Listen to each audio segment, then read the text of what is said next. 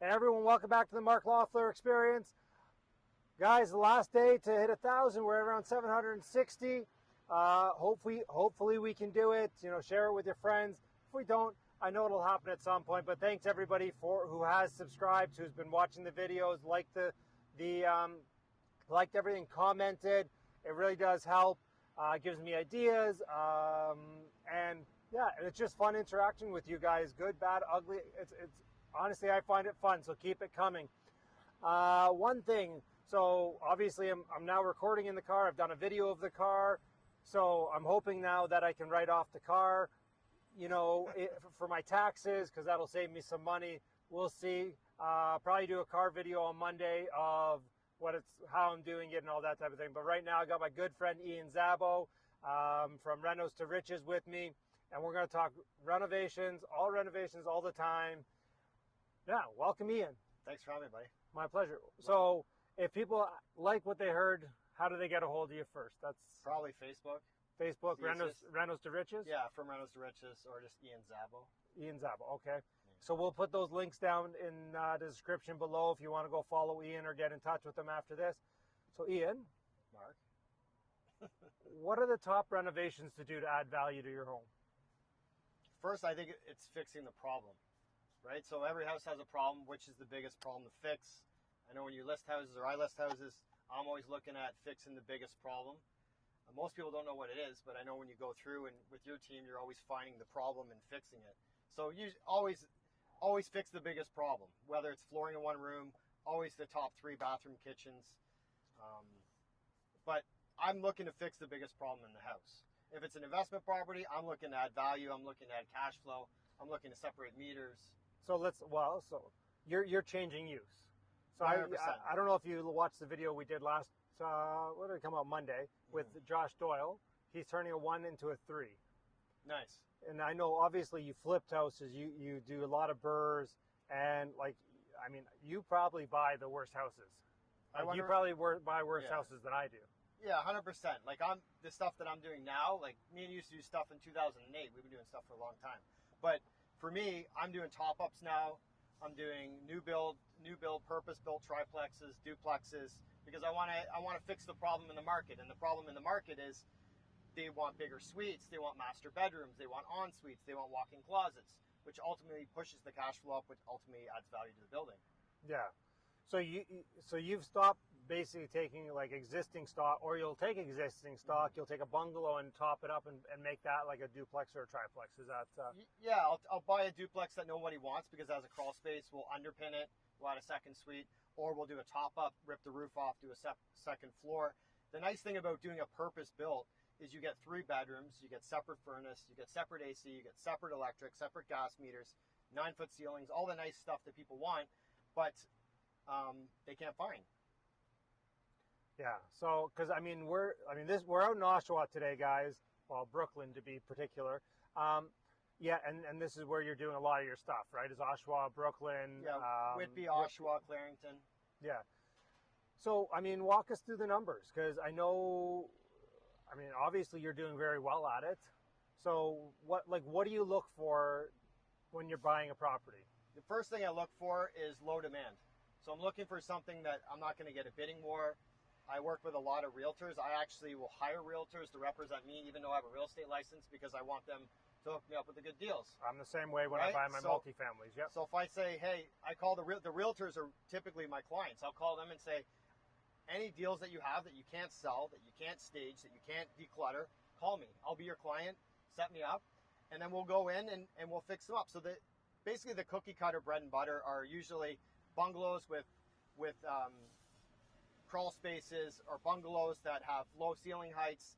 So everybody's doing, ever since we wrote those books together, everybody's doing basement apartments. Yeah. Every agent that doesn't know anything is an expert in basement apartments now, because they read your book, my book, our book together. Yeah. So I'm looking for a different angle.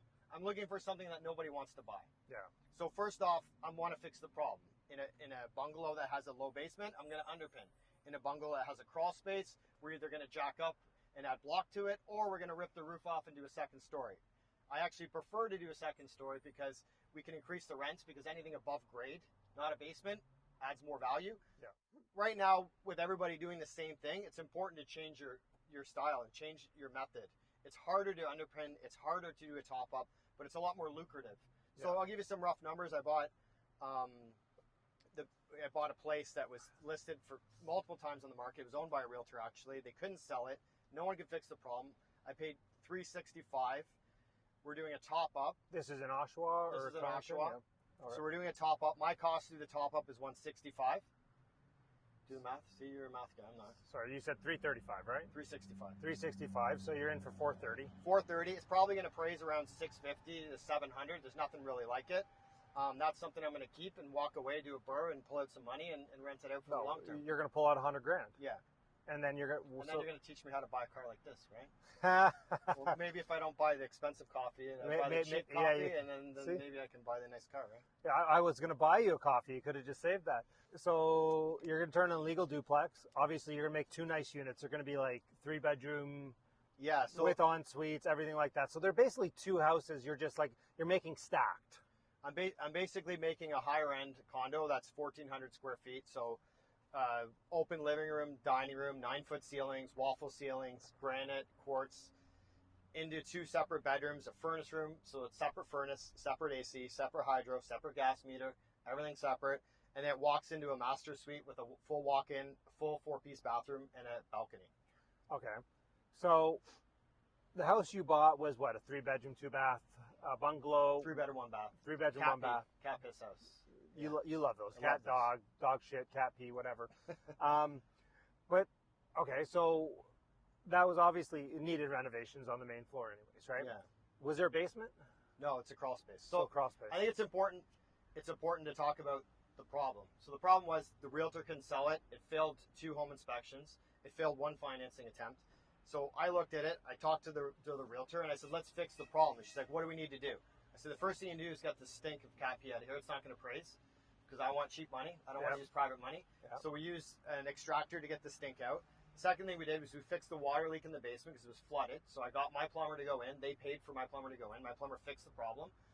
We cleaned the whole place, and then we brought the appraiser in, and it appraised. And then so an hour before, we took the extractor out, cleaned it, and it's like, yeah, it smells great. It's perfect. Everything's good.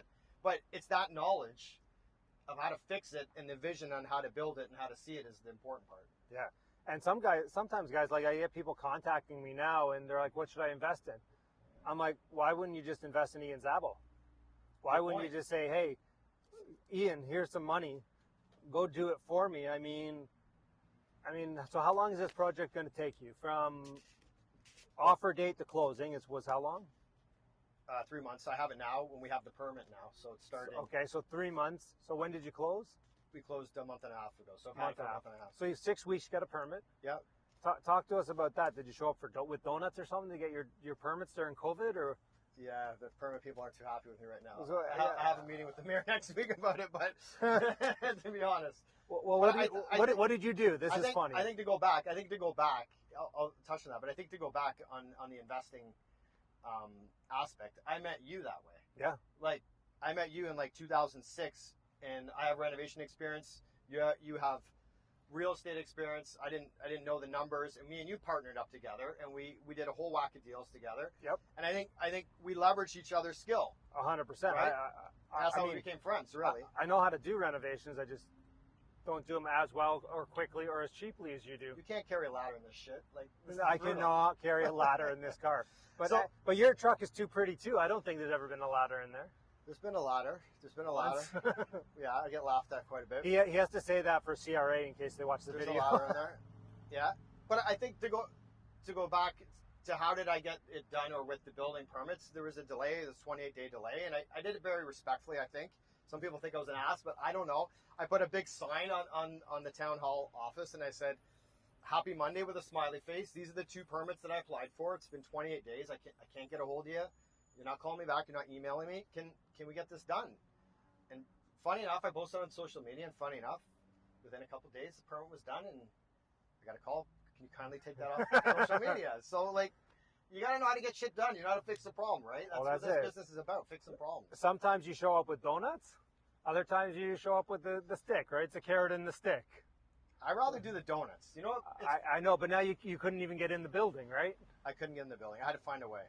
Because Ian's big thing is he'll show up with donuts and just sweet talk to whoever's there, and use a lot more honey. But my budget for donuts a year is probably over $1,000.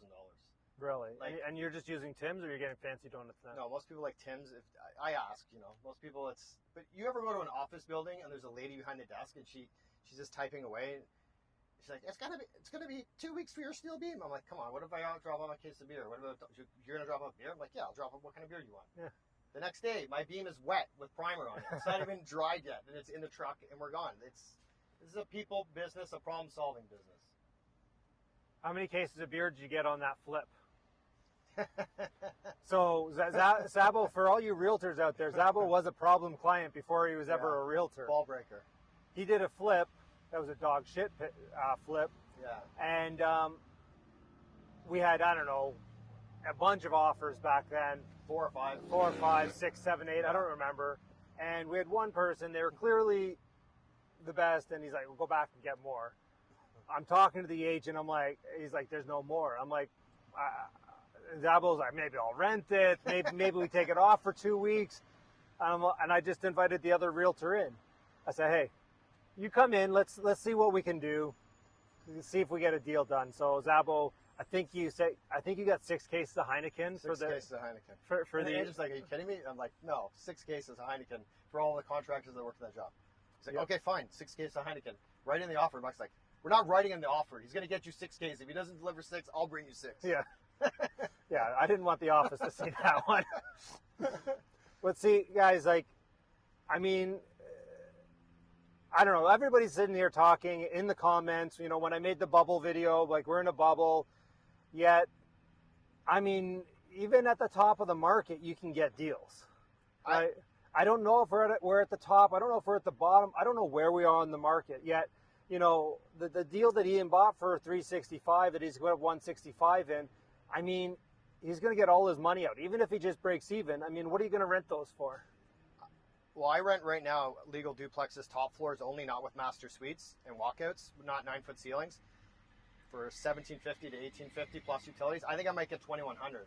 Yeah, so $2,100. What are you going to get downstairs? I think I'll probably get about 19. Yeah, so you're going to be $4,000 a month on that property. Yeah. And they're going to be paying all their own water, all their own hydro, all their own gas, in a nice, beautiful new suite. The new one I'm building a legal triplex the same way, but since COVID hit, I'm doing larger hallways.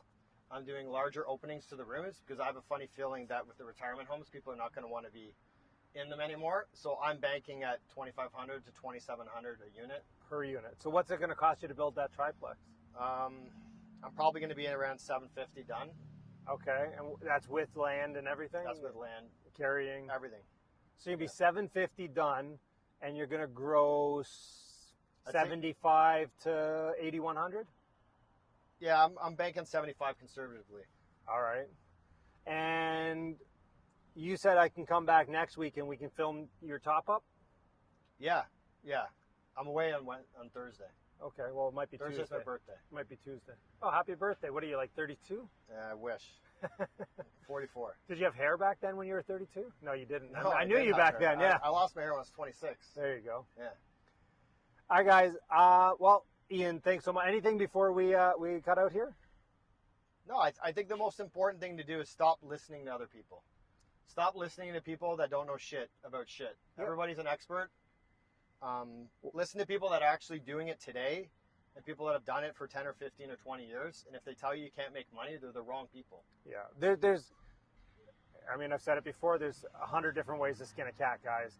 You can get out there and you can do top-ups. You can do the duplex conversion, triplex conversions. Like myself, my 30-unit building, I have 10 units vacant. As of tomorrow, August 1st. And we're gonna crush that building and we're gonna be done and refinanced by November on a 30-unit building. Just do the work. Do the work, put the effort in. And, again, like with Josh in the last video, he had never done it before, but he just persisted and kept moving forward. Now, did it take him longer than it would take Ian to do the job? Probably. Is he still going to be okay? Yeah, he's going to get all his money back at the least, maybe $15,000 to $30,000 extra. He's not going to get 100 yet. It's the start of the project, right? Like it's the start of him in his investing career, and he's just going to get better and better. I mean, what you're doing now, you weren't doing 15 years ago. No. You were doing what the other people are doing. What everyone right? was doing, right? And I'm not saying it's bad. I think the most important thing to do is, when I met you, I was doing one-off flips, and then we started doing 5, 6, 7, 8, and we started doing bigger stuff. And it's like, leverage the people that have already done it. Yeah. Don't be scared to partner. Like, one of the biggest things that I messed up in, and as you know, that you know, call me every week and give me Bust shit your about. balls, yeah. Yeah, Okay.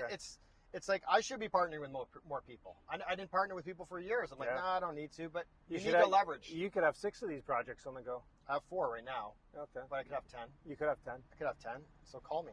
What are you guys waiting for here? Yeah. Why haven't you called Szabo yet? Oh, because we haven't posted yet. Yeah, we haven't posted it yet. All right, guys. Thank you so much. Happy long weekend, guys.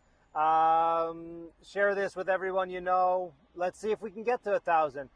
Tell you what, I'll put the bonus in. If it's by the end of the long weekend, before I come back and see Ian's top up on Tuesday, then I'll do Russian dancing on top of his top up.